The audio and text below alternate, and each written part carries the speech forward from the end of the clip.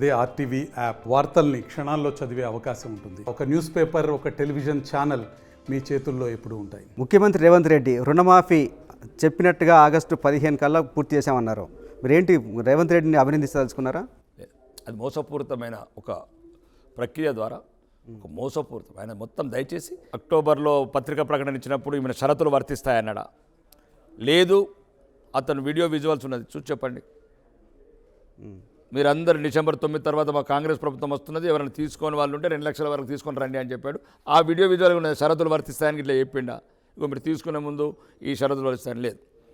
2 లక్షల రుణమాఫీ వరకు రాష్ట్రంలో ఉన్న రైతాంగానికి మొత్తం చెప్పాడు. 70 లక్షల మంది రుణ ఖాతాలని, అది కాకుండా 66 లక్షల మంది రైతు బంధు హోల్డర్స్ ఉన్నారు, ల్యాండ్ హోల్డర్స్. అతను చెప్పింది ఏంది? మొత్తానికి రాష్ట్రంలో ఉన్న రైతులకు 2 లక్షల రుణమాఫీ ఉన్నది. ఎక్కడన్నా దయచేసి ఒక్కరన్నా రండి చర్చలకు. నేను అందరితో, కాంగ్రెస్ నాయకులతో అందరితో ఉన్నా. వీలైతే ఎవరికైనా మిస్ అయితే వాళ్ళకు కూడా ఇస్తామని చెప్పి మంత్రి చెప్తున్నారు. చెప్పిందేనండి సార్. అది సార్ ఇవన్నీ 420 మాటలు ఇవన్నీ అదిగా ఇక చాలు, మస్తు అయింది.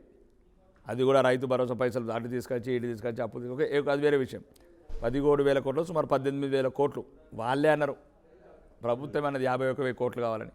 తర్వాత 40,000 కోట్లు అన్నారు, 45,000 కోట్లు అన్నారు, 40,000 కోట్లు అన్నారు, 30,000 కోట్లు అన్నారు, 35,000 అన్నారు, 31 అన్నారు. లాస్ట్కు 17,000 ఎట్లా అయిపోయిందండి?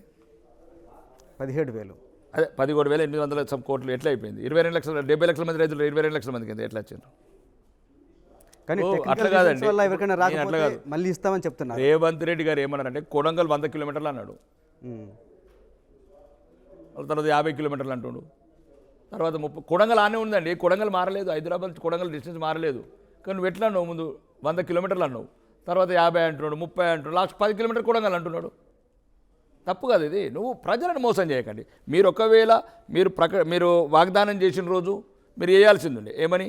ఇగో వీళ్ళకి ఇస్తాం, షరతులు వర్తిస్తాయి, షరతులు చదువుకోండి. ఇంకొక పేజీ, ఇప్పుడు ముందు పేజీలో యాడిచ్చాడు కదా. ఇప్పుడు రాహుల్ ఖాన్ గారు ఫోటో, ఈయన ఫోటోలు పెట్టి యాడిచ్చారు. యాడిచ్చినప్పుడు షరతులు వర్తిస్తాయని మనం అప్పుడప్పుడు ప్రొడక్ట్ కండిషన్స్ అప్లై అయినప్పుడు వెనక పేజీలో అవి ఇచ్చేది ఉండే. వీళ్ళకే అప్లై అవుతాయి అని ప్రజలు నిర్ణయించుకునే వాళ్ళు. ఇప్పుడు చాలామంది ప్రజలు రోజు వేలాది కాల్స్ మాకైతే రండి గ్రామాలకు రండి, మమ్మల్ని మోసం చేసిండు అంటే, మోసం చేయటమైన చరిత్ర అని నేను చెప్తున్నాను. మోసం చేయటమైన చరిత్ర. కానీ చాలా డెవలప్మెంట్ ప్లాన్స్ ఉన్నాయి నా దగ్గర. హైదరాబాద్ పక్కనే 4th సిటీ ఒకటి కట్టబోతుందని చెప్తున్నారు. దానివల్ల హైదరాబాద్ డెవలప్ అవుద్ది అనుకుంటున్నారా? ఇప్పుడు జంట నగరాలు అయితే కబ్జా చేయడానికి ఏం లేదు. హైదరాబాద్, సికింద్రాబాద్ ఎప్పుడో ఫుల్ అయిపోయింది. ఇక సైబరాబాద్ దొరికినట్టు కబ్జాలు చేసినారు 30 ఏళ్ళ నుంచి. సుమారు చంద్రబాబు నాయుడు 98 సుమారు ఒక 30 ఏళ్ళ నుంచి ఇక దొరికినట్టు ఏది ఉత్కలు అది ఉతికినరు. ఇక పాపం వాళ్ళకి లేవు. ఇప్పుడు కాంగ్రెస్ వాళ్ళకి కానీ, ఈ రేవంత్ రెడ్డి వర్గానికి కానీ, లేకపోతే ఢిల్లీకి పంపించాల్సిన నిధులు ఇబ్బంది అవుతుండొచ్చు. అందుకోసం ముందు జాగ్రత్త 4th సిటీ పెట్టింది కానీ అన్నీ చేసుకోవచ్చు. ఇక ఇప్పుడు ఇక్కడ గ్యాప్ లేదు కదా, ఎట్లా కొట్టేస్తావు? కొట్టేసిండు, అన్నీ కొట్టేసిండు. ఏదైనా మిగిలింటే బీఆర్ఎస్ కూడా ఏమైనా ఉంచలేదు. ఇది ఏమంటారు దీన్ని, సిటీ, ఈ గచ్చిబౌలి, సైబర్ సిటీ, కోకాపేట, కాకాపేట, మోకిలా, శంకర్పేట అన్నీ అయిపోయినాయి. ఆయన రేవంత్ రెడ్డి రియాల్టర్. ఆయన అసలు హైదరాబాద్లో ప్రతి ఇంచు మీద అవగాహన ఉన్నాయంటే రేవంత్ రెడ్డి గారే. అంత బాగా స్టడీ చేస్తారు ఆయన, బాగా పర్ఫెక్ట్ నాలెడ్జ్ ఆయనకు. కాబట్టి ఇక్కడ ఏం లేదు, ఎవ్రీథింగ్ ఇస్ క్లియర్. కానీ ఆయన ఒక అంతర్జాతీయ ప్రమాణాలతో ఒక సిటీ కడతామంటే మీకు ఎందుకు దాంట్లో నెగటివ్ అనిపిస్తుంది? ఫస్ట్ అంతర్జాతీయంగా సిటీ కట్టాలనుకున్నప్పుడు మొత్తం మార్కింగ్ చేయు. మీ వాళ్ళందరికీ సేమ్ ఇప్పుడు అమరావతి లాగా చేస్తాను కూర్చున్నాడు. 4th సిటీ అని మొత్తం ఉన్న వాళ్ళందరితో ఎక్కడెక్కడ భూములు కొనుక్కోవాలి అప్పుడు డిక్లేర్ చేస్తాడు. ఆయన నోటికి వచ్చింది 4th సిటీ అంటే అయిపోయినా ఈ నుంచి 200 మీటర్ల హైకోర్టు నుంచి ఉన్నది కదా, నోరు ఉన్నది కదా అని ప్రజల్ని మభ్యపెట్టడమేనా? ముందు ప్రజలకు ఇచ్చిన వాగ్దానాలు చూడండి, ఇవన్నీ చూద్దాం. మూసి గూసి ఇవన్నీ చూడొచ్చు. ఎక్కడ ఇప్పుడు మహిళలకు 2,500 ఇస్తాను, దానికి ప్రసక్తి లేదు. రైతు భరోసా 15,000, దాని ప్రసక్తి లేదు. 2,000 రూపాయల పెన్షన్ 4,000 ఇస్తాను, అది లేదు. ఇంత రేషన్ కార్డులు లేని వాళ్ళందరికీ ఇస్తాను, అది లేదు. కౌలు రైతులకు ఇస్తాను, అది లేదు. ఆటో రిక్షా డ్రైవర్లకు పని, అది లేదు. విద్యార్థులకు విద్యా నిధులను, అది లేదు. విద్యార్థులకు ఉద్యోగాలను, అది లేదు. కానీ వాళ్ళు గవర్నమెంట్ వచ్చి 8 నెలలు అయింది. 8 నెలల్లోనే మొత్తం అన్ని అమలు కావాలని చెప్పి మీరు కోరుకుంటున్నారు సార్? ఫస్ట్ మీరు వాళ్ళకి ఇంకొక 4.5 సంవత్సరాలు టైం. ఇప్పుడు మీకు గూడు నీడలేదు, ఫస్ట్ మీకు ఇల్లు లేదు, రేషన్ కార్డు లేదు, పెన్షన్ లేదు. రాష్ట్రంలో ఉన్న పేదోళ్ళు తల్లడిల్లుతున్నారు. నేనైతే రేవంత్ రెడ్డి కాలు మొక్కడానికి కూడా సిద్ధం ఈ విషయంలో. దయచేసి దేనికోసం? ఈ పేదలకు ఇల్లు రేషన్ కార్డులు, పెన్షన్లు అవి ఇవ్వండి ముందు. సార్ పిల్లలకు హాస్టల్ లేవు సార్, స్కూళ్ళలో టీచర్లు లేరు, గోడలు లేవు, బాత్రూములు లేవు.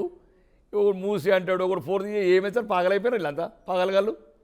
సబ్కు సబ్ పాగలోగే ఏ క్యా బాత్ హై. ఇప్పుడు అది ఉంది ఆర్మూరు, ఒక ఇల్లు లేదు సార్, 10 సంవత్సరాల నుంచి ఒక ఇల్లు లేదు. అంటే ఇక మళ్ళీ అసెంబ్లీ మానేది ఉన్నోడు కావాలా, లేనోడు కావాలి. ఇటు 4th సీట్ అనాలా, 5th సీట్ అనాలా. ఇక ఈ ఎడ్డి తెలంగాణ వదిలేయండి. ఇక ఈ ఎడ్డి తెలంగాణ, గుడ్డి తెలంగాణ ఓట్లు వేస్తారు, ఈ మోసపూరితంగా ఏడుతూ ఉంటారు ఇక రాజకీయ నాయకుల మీద. చెప్పండి సార్, ఇప్పుడు మీకు ఇంతవరకు ప్రజలకు కనీస అవసరాలు తీర్చిన ప్రభుత్వాలు ఎందుకు ఉండాలి సార్? కనీస అవసరాలు దయచేసి 9 నెలలు అయింది, ఒక రేషన్ కార్డు ఇవ్వలేరండి. ఒక రేషన్ కార్డులో ఎడిట్ చేసి నేమ్స్ అని యాడ్ చేయలేరా? కానీ చాలామంది దగ్గర అప్లికేషన్లు తీసుకున్నారు, 10 లక్షల అప్లికేషన్లు వచ్చినాయి.